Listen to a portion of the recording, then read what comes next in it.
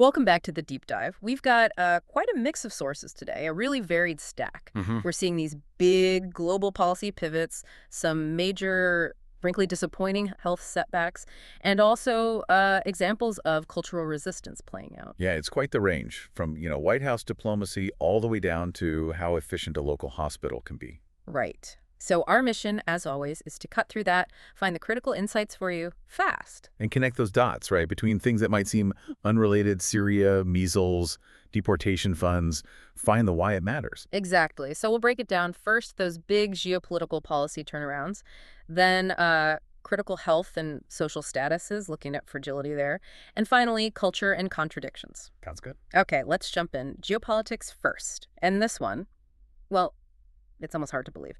Syria. So get this. Syrian President Ahmed al-Shara, he's the rebel leader who actually ousted Bashar Assad, what, less than a year ago? Right, the timeline is incredibly fast. He just met with U.S. President Trump at the White House. That's the first time any Syrian head of state has ever done that. The speed is just staggering. It really is. And you have to look at, okay, what was the immediate goal versus the bigger picture? Shara was there pushing hard for the U.S. to lift sanctions entirely. The Caesar sanctions specifically. Exactly, those specific ones.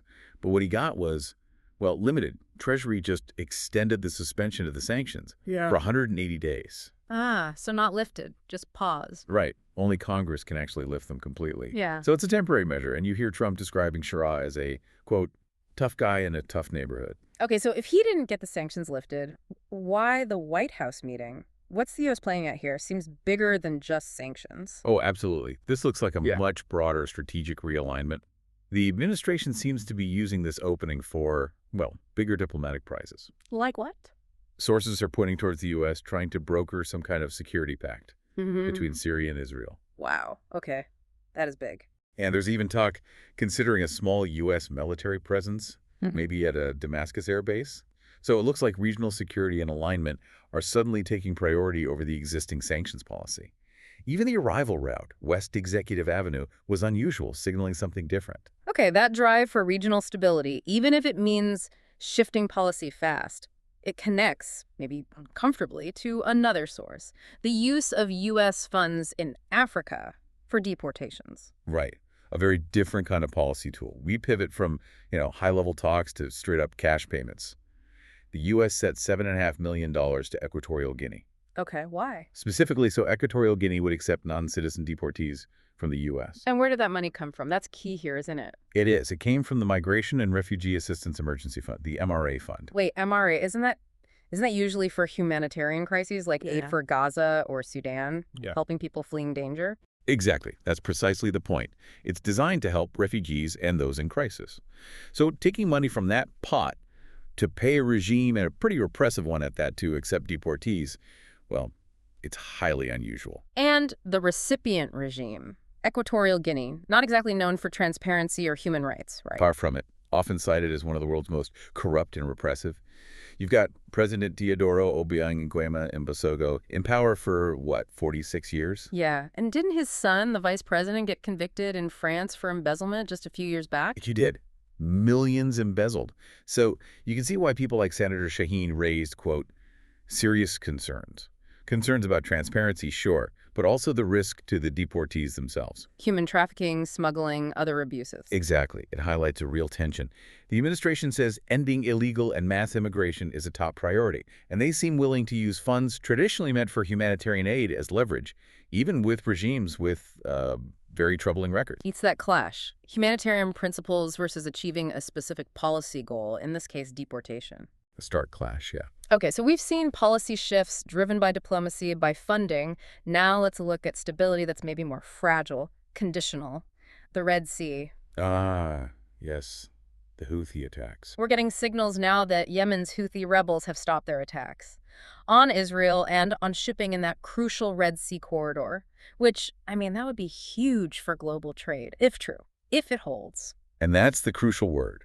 If. Yeah. The conditionality here is everything. This wasn't some formal press conference announcement. Oh, how did the signal come out? It was in a letter sent directly to Hamas's military wing, the Qassam brigades, and the letter explicitly links the halt in attacks to the ceasefire in Gaza, which, as the letter itself says, is shaky. So it's not a real end to hostilities, it's leverage Yeah. tied directly to Gaza. Precisely. It's leverage. The letter was very clear. If aggression resumes in Gaza, they'll go right back to military operations deep inside the Zionist entity and reimpose the shipping ban. No formal acknowledgement otherwise. None reported. So the status of that vital shipping lane, still completely fragile, totally dependent on what happens hundreds of miles away in Gaza. That idea you mentioned, fragility, the fragility of status. It's a perfect bridge, actually. We've seen diplomatic status change, the status of funding debated. Now let's look at a health status. And this is a pretty sobering news from a major developed nation.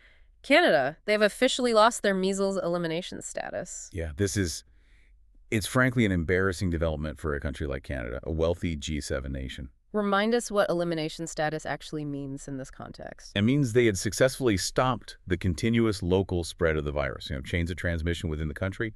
Canada actually achieved that way back in 1998. A long time ago. And now they've lost it? Why? What happened? Ongoing outbreaks. They've logged over 5,000 cases this year, 5,138. And tragically, 2 infant deaths, babies who were exposed while still in the womb. Oh, that's awful. So what's driving these outbreaks? It comes down to vaccination rates. They've slipped below that crucial 95% coverage level you need for herd immunity, the level that stops outbreaks in their tracks. So it's a reminder that these public health wins aren't permanent. They need constant effort. Absolutely. It's fragile. And what's particularly concerning is the timing. The entire Americas region had lost its elimination status before, back in 2018, 2019. They only just got it back earlier this year in 2024. And now Canada's situation puts that regional status at risk again. Exactly. It jeopardizes the whole region's status. It really underscores the challenge of maintaining public trust and robust vaccination programs. Okay, a really stark warning there. Let's shift focus, though, within health to something maybe a bit more positive, or at least showing a potential path forward. The UK's National Health Service, the NHS. Right. They've famously struggled with cancer targets, specifically that 62-day target from urgent referral to starting treatment. Most hospitals or trusts are missing it.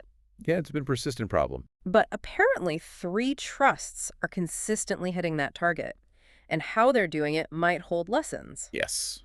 The sources identify 3, Calderdale and Huddersfield, East and North Hertfordshire, and Bolton. And the key isn't just, working harder. It seems to be structural changes. Like what? Things like really streamlined communication between different departments. Investing in the latest equipment, yes, but crucially, much better joined-up teamwork. They've focused on optimizing the entire patient pathway, not just individual steps. Making the whole process smoother, faster. Exactly. There's a great example in the source material from Lister Hospital, which is part of that East and North Hertfordshire Trust. Okay, tell us about it. It's the case of a patient named Paul, diagnosed with prostate cancer. Instead of waiting weeks between appointments, he met with both the surgeon and the oncologist on the very same day as his diagnosis. Wow. Same day. That cuts out huge delays. Huge delays. Immediate access, quick decision-making. His treatment, which was robotic surgery, that state-of-the-art equipment aspect, was booked really quickly. And that type of surgery often means faster recovery, too, right? Right, which means he was only in the hospital for 1 night. That frees up a bed much faster for the next patient. It's that whole integrated approach, diagnosis, planning, advanced treatment, faster discharge. That seems to be the key. Okay, so from health system efficiency, let's pivot now to culture, politics, and how narratives get shaped. Specifically, the recent G20 summit in Johannesburg. Ah, yes, the U.S. boycott. Right. The U.S. decided not to attend. And the reason they gave involved citing human rights concerns in South Africa based on some very specific claims about Afrikaners. Claims about slaughter and illegal land confiscation directed at the Afrikaner population. Exactly. But then a counter-narrative emerged from within South Africa. Yes, this is quite significant. A group of over 40 prominent Afrikaners, these are writers, journalists, clergy, academics, they put out an open letter. And what did the letter say? They directly pushed back against that narrative being used internationally. They specifically rejected the idea of a white genocide and said, very pointedly, that they are, quote, not pawns in America's culture wars. Wow. So Afrikaners themselves saying, don't use our situation for your political battles elsewhere? Precisely. Yeah. And they also addressed the factual basis of the U.S. claims. They stated very clearly that no white-owned land has actually been confiscated by the state since South Africa transitioned to democracy in 1994. So directly contradicting the premise given for the boycott. Directly contradicting it. It really raises questions about how these narratives travel and get used, sometimes divorced from the local reality. And it's interesting, too, thinking back to geopolitics. The official theme of that G20 was solidarity, equality, and sustainability. Right. And U.S. Secretary of State Rubio actually criticized that theme, saying the U.S. wouldn't go to a summit promoting, quote, DEI and climate change. So it connects back. The boycott might have been framed around those specific Afrikaner claims, but it also seemed tied into these broader U.S. domestic political arguments about DEI and climate policy. It definitely seems like a mix of motivations, where international policy reflects domestic political signaling. Okay, let's shift gears completely now.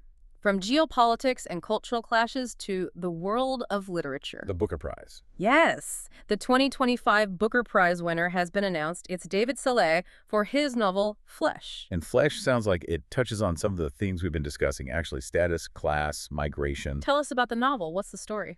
It's described as a, quote, tortured story, following a Hungarian emigre over many years, from his working-class background in Hungary through the struggles of being a new immigrant in Britain, and eventually ending up working for the super-rich, the ultra-wealthy in London. So it explores themes of class, definitely, but also power dynamics, intimacy, migration, masculinity. Sounds quite intense. Yeah, it sounds weighty. Did the judges say anything about the writing itself? Sometimes those comments are really insightful. They did. Roddy Doyle, who chaired the judging panel, made a really interesting point. He praised Szalay's use of white space on the page. A white space? Meaning the literal empty space. Doyle suggested Szalay uses it almost to invite the reader in to help create the character, asking the reader to, quote, fill the space, to observe, almost to create the character with him. Huh. That's a fascinating way to think about writing craft, using absence, silence, space as part of the storytelling. Yeah, suggesting a very active role for the reader. It sounds like a powerful and maybe challenging read. Definitely one for the list. Yeah. Okay, just one final brief note before we wrap up. Thinking about history and how we remember it, this source touches on World War I commemoration, how the simple fact that the last surviving veterans have now passed away, how that changes things. It inevitably shifts the perspective, doesn't it? From living memory to, well, to history. The source mentions how even for people born just a few decades after the Treaty of Versailles, the war already felt like ancient history. Right, and there's a specific, poignant detail mentioned, a village memorial in Glenluce, Scotland. Yes, inscribed with the names of two cousins, George Bell and Thomas McGill, both killed in WWI, one in Gallipoli, one in France, and both had actually emigrated to Australia before the war. So their journey took them across the world, only for them to die fighting for the empire in these distant lands. Their names now etched in stone back in their home village. It's that shift, isn't it? From personal grief and memory for those who knew them to a historical marker that represents something vast and increasingly distant for later generations. Exactly. The connection changes fundamentally once the last lived link is gone. Hashtag tag outro. Okay. So quite the journey through today's sources. What are the big takeaways for you listening? Well, we definitely saw how peace, like in the Red Sea with the Houthis, can be incredibly conditional, tied to other conflicts. Right. Not a solid state, but a fragile balance. Exactly. And then that alarming setback in Canada, losing measles elimination status, a stark reminder that public health gains aren't guaranteed, even in wealthy nations, requires constant vigilance. Yeah, that was sobering.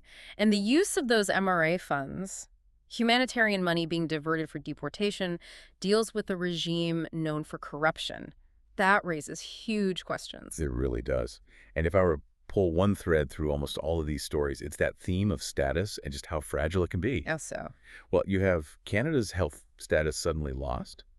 You have the changing diplomatic status of Syria's new leader. You even have the status of a minority group, the Afrikaners, being debated and potentially instrumentalized in international politics. Nothing seems fixed. Status, whether national or personal or diplomatic, seems constantly in flux, often eroding faster than it's built. That's a really powerful synthesis. Status is the fragile thread, which leaves us and you with a final thought to consider. Thinking about that $7.5 million payment to Equatorial Guinea, the MRA funds used for deportation, despite the corruption and human rights risks, it makes you ask, when policy goals require engaging financially with nations that struggle with transparency and human rights, how do we measure success? Is it just about achieving the policy outcome, like securing deportations? Or does the cost calculation need to include something more fundamental? When we use financial aid or leverage in these situations, how do we ensure we're upholding, not eroding basic human rights and dignity for everyone involved? Is policy success purely dollars and cents, or does guaranteed human dignity have to be part of the equation always? A critical question to keep in mind as you process the news and form your own perspectives. Absolutely. Use this knowledge, keep asking those questions, continue your own well-informed journey. We'll talk to you next time on The Deep Dive.